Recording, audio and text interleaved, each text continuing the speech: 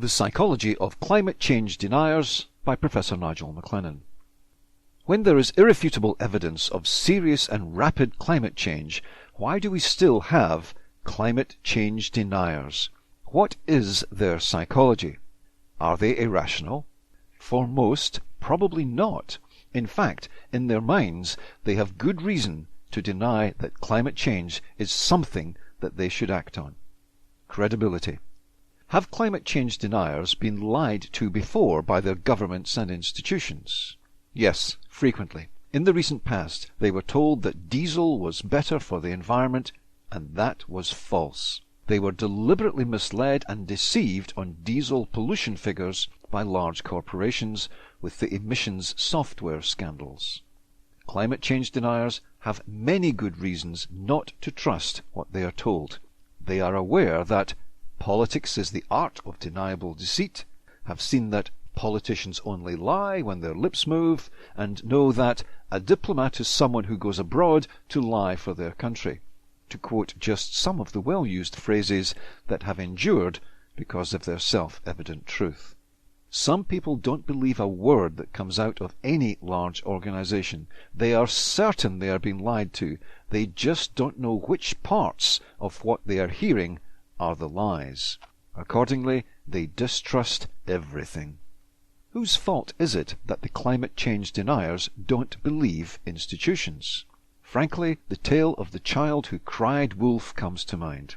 If institutions lie to their stakeholders on such a frequent basis, it should come as no surprise that they are distrusted even when they are telling the truth. Science education. Other climate change deniers are less cynical about politicians and more distrusting of science. They probably break down into several categories. Here are just four. Those with no understanding of science. To them, science is a foreign country. They are not stupid people. They simply don't have the necessary scientific education to enable them to process or understand the evidence. Those who understand enough of the principles and practices of science to be able to challenge and undermine any findings. They are the scientific equivalent of the person who knows the price of everything and the value of nothing. They can see problems everywhere and solutions nowhere. Those who think scientists are just creating more status and work for themselves, and expect the rest of the population to pay for it. They will cite the cliched end to many scientific papers. More research is required, as evidence that the scientists are simply seeking to create employment for themselves. Those who think the science is faked, here they can cite case after case as evidence. I have heard even well-informed people express views that scientists are just as prone to corruption as others. They will give a long list of scientists and companies that have created false data to support their stance. They will cite the physicians who said that smoking is safe, that drug X has no side effects, when they knew the opposite was true. Those climate change deniers of a legal bent will even be able to trot out the names of the law firms that sought to persuade the courts that the data was not falsified when the exact opposite was the truth. Again, the climate change deniers have a point. Who can they trust? Some drug, chemical, and other science-based companies have falsified data too. Lawyers have lied in courts in recent memory. Even judges have been found to be corrupt. The combination of lack of understanding of science and well-founded distrust of institutions has created a huge number of climate change deniers. False attributions. Some climate change deniers attribute the evidence of climate change to other factors, most of which have more than a grain of truth in them.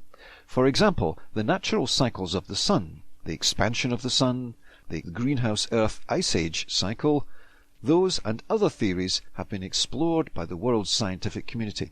All are real phenomena and have historical evidence to support them. Compared to the effect of the vast volumes of greenhouse gases humans create, and the country-sized destruction of all kinds of trees and forests, the size of all other possible causes put together is tiny. Throughout history, it has been observed that when people don't want to believe something, they will find any false attributions that they can to justify their stance.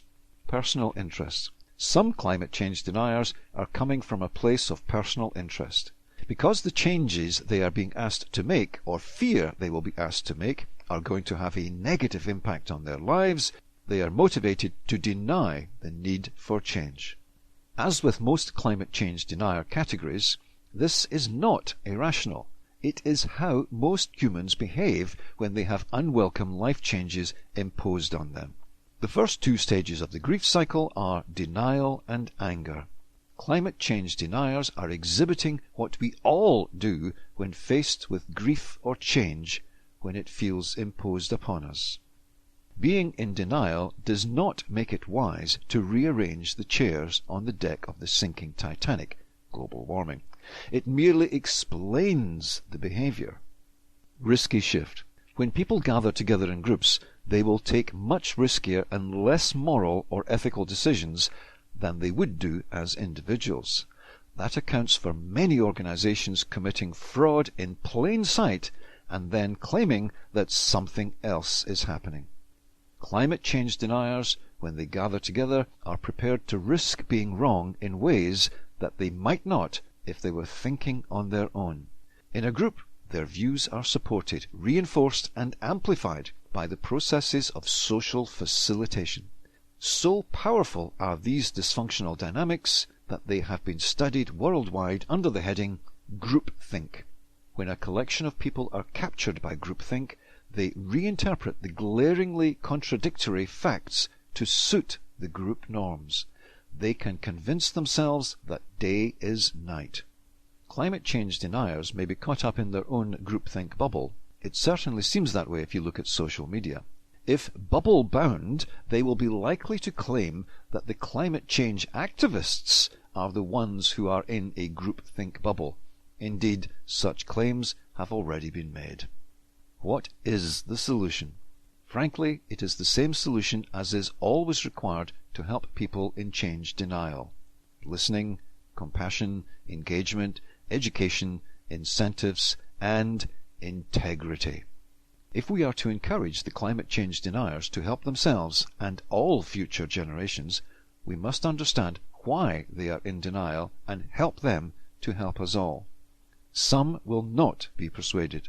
There are still some Holocaust deniers, despite the vast evidence, the admissions of guilt, the piles of corpses, you know the rest.